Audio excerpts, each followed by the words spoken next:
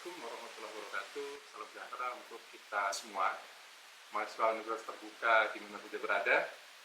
Untuk kali ini mata kuliah tata guna dan pengembangan lahan memberikan pemahaman mendalam mengenai bagaimana ruang dimanfaatkan dan dikembangkan dalam konteks pembangunan wilayah yang terus mengalami tekanan akibat pertumbuhan penduduk, urbanisasi, ekspansi ekonomi, dan degradasi lingkungan. Untuk memberikan pemahaman yang bertahap dan sistematis, materi kuliah ini disusun dalam 9 modul yang nanti akan dijelaskan satu secara lengkap. Yang pertama, modul pertama, pengantar tata guna lahan akan kami jelaskan sendiri. Modul kedua, karakteristik lahan. Kemudian modul ketiga, prinsip penggunaan lahan terbaik, nanti akan dijelaskan oleh Mbak Rahmawati. Kemudian modul keempat, kebijakan perencanaan penggunaan lahan oleh saya sendiri. Modul 5, kebijakan pengembangan lahan perkotaan yang akan dijelaskan oleh Mbak Aulia Putri Salsabila. Modul 6, analisis kesesuaian dan kemampuan lahan oleh akan saya jelaskan. Kemudian modul ke-7, teknik perencanaan dan pengembangan guna lahan akan dijelaskan oleh Mbak Salsa Alifia Najib. Modul ke-8, problematika dalam pengembangan lahan oleh saya sendiri lagi. Kemudian modul 9, praktek pengembangan lahan di Indonesia yang dijelaskan oleh Mbak Fajar Fadilatunisa. Pada modul yang pertama ini, kita akan mempelajari dasar-dasar tata guna lahan, yaitu bagaimana ruang di permukaan bumi dimanfaatkan untuk berbagai kebutuhan manusia. Pada awal pembahasan ini, kita perlu memahami terlebih dahulu konsep dasar tentang tanah, kemudian lahan, dan wilayah. Seperti yang kita tahu, tanah merupakan lapisan paling atas dari permukaan bumi ini yang terbentuk dari proses pelapukan batuan dan bahan organik, di mana tanah memiliki sifat fisik, sifat kimia, dan juga biologi yang berbeda-beda di setiap tempat, dan perbedaan inilah yang menentukan potensi tanah untuk dimanfaatkan, misalnya untuk pertanian, permukiman, dan fungsi-fungsi lainnya. Nah, sementara itu, lahan juga memiliki makna yang lebih luas dibandingkan dengan tanah. Lahan tidak hanya mencakup tanah, tapi juga seluruh unsur yang membentuk ruang itu sendiri.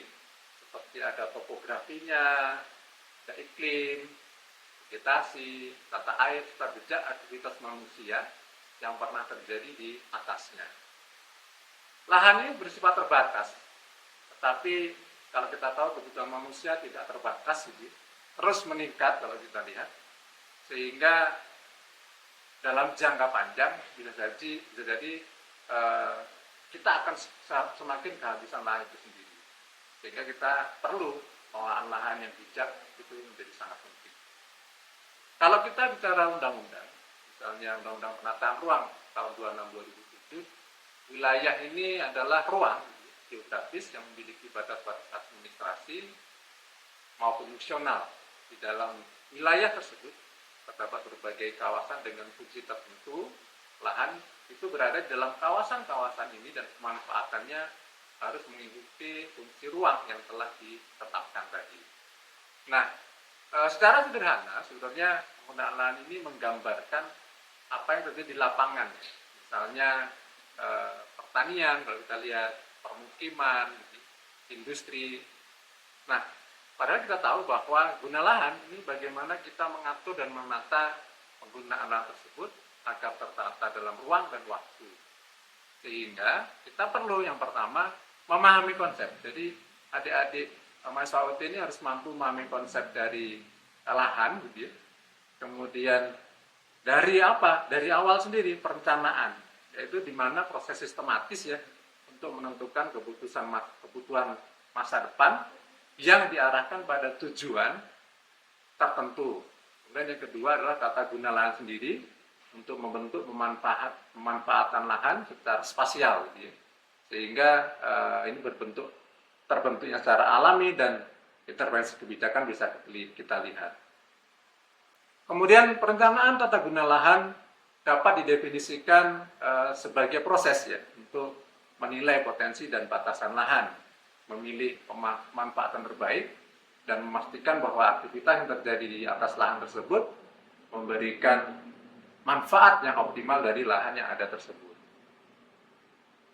Nah, kalau kita lihat dinamika penggunaan lahan ini juga menggambarkan fungsi ruang berubah dari waktu ke waktu, ya.